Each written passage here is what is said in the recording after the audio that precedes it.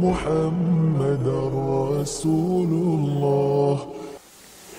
Nah sayangnya Pak, yang kita sayangkan ternyata ajaran tasawuf ini ketika seiring perjalanan waktu sekarang itu sangat berdamai dengan ajaran liberal Pak. Makanya orang-orang liberal itu bilang, ngapain kepalanya dijilbabin, hati itu dijilbabin. Orang tarekat kan begitu Pak. Dia nggak mementingkan lahiriah, yang penting batinnya, isinya. Sampean dapat durian di jalanan, isinya tok nggak ada kulitnya, apa sampean mau? Bungkus itu penting, isi juga penting. Batinnya itu penting betul, tapi juga lahiriahnya penting. Orang pertama yang dilihat lahiriahnya dulu. Hati Anda siapa yang tahu? Gak ada, hati itu urusan Anda dengan Allah. Tapi apa yang tampak oleh manusia, tunjukkan kesalehan Anda. Oh ngapain pakai jilbab kalau hatinya nggak dijilbabin? Coba saya mau lihat hati dijilbabin itu gimana bentuknya.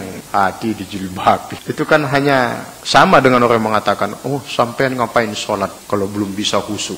Sampean ngapain sholat kalau belum bisa khusyuk? Lo sampean kapan bisa khusyuk kalau sampean nggak sholat? Lo maksud sampean bisa dapat khusyuk kalau sampean nongkrong di warung kopi terus tiba-tiba khusyuk langsung sholat? Mereka selalu memakai istilah-istilah yang demikian Pak. Jadi tarekat itu ternyata seiring perkembangan waktu menjelma menjadi paham liberal, dan itu musuh dalam selimut. Mending menghadapi orang kafir sekalian, jelas, daripada menghadapi yang demikian ini. Maka ada kata-kata Hasan al-Basri itu, orang yang beribadah kepada Allah karena hanya atas dasar cinta. Mereka itu kan hanya atas dasar cinta. Pokoknya cinta kepada Allah, itu namanya jindik. Orang yang beribadah kepada Allah karena mengharapkan sesuatu, itu namanya murji'ah. Orang yang beribadah kepada Allah karena takut, itu namanya khawarij. Yang benar beribadahnya ahlus sunnah wal jamaah, ahlus sunnah yang memadukan mahabbah, ar-raja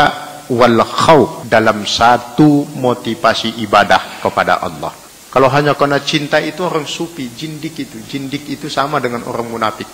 Saya berinteraksi dengan mursyid tarekat, bahkan salah satunya senior saya satu alma mater, sekarang menjadi mursyid salah satu tarekat terkenal di Indonesia. Tongkrongannya Pak, meresinya 6. Boleh kan nanti yastaruna bi ayatillahi samanan qalila, memanfaatkan situasi kebatinan masyarakat kita di Jakarta ini, khususnya Jabodetabek pada umumnya, yang haus akan agama. Muncul demikian, akhirnya diperdagangkanlah.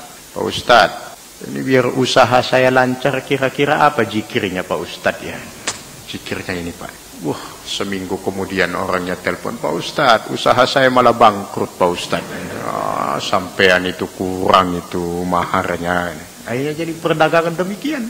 Jadi yang tadinya katanya qalbun salim, bagaimana mengenal Allah lebih baik begini, dan ujung-ujungnya ya lillahi lobi juga.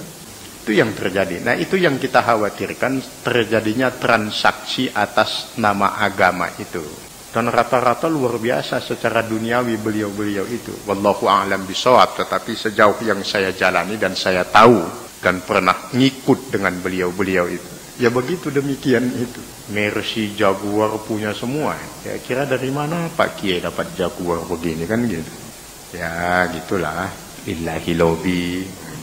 Ya wallahu a'lam bishawab. Tapi yang kita wanti-wanti jangan sampai umat ini diajari yang demikian. Ya kalau itu buat Anda ya monggo silahkan. Jadi dalam ajaran Islam itu ada fasid, orang yang rusak. Itu masih mudaratnya masih kecil Pak. Yang jadi masalah itu sudah fasid, mufsid, luar biasa itu. Sudah rusak, merusak lagi. Nah itu yang bahaya itu. Sudah sesat, menyesatkan orang. Nah itu yang bahaya. Kalau memang Anda mau rusak aja Anda sendiri gitu loh. Tidak usah ngerusak orang lain. Tapi kalau Anda baik, ngajak orang baik, ya alhamdulillah itu yang baik. Jadi jangan sampai sudah fasid, mufsid. Nah, ini bahaya ini. Sudah dallan, mudillah, sudah sesat, nyesatkan orang, ngajak-ngajak. Itu kerjaannya setan yang begitu. Setan itu udah sesat, makanya dia ngajak-ngajak terus kemana-mana. Berikut ini kesimpulan yang kita ambil dari pemaparan guru kita. Semoga Allah Subhanahu wa Ta'ala merahmati. Sampai bertemu dalam pembahasan berikutnya dari sudut pandang Al-Quran dan Sunnah. Akhir kata dari admin, terima kasih atas atensinya. Kesempurnaan hanyalah milik Allah dan kekurangan ada pada manusia. Mohon maaf jika ada kesalahan, silahkan tulis di kolom komentar.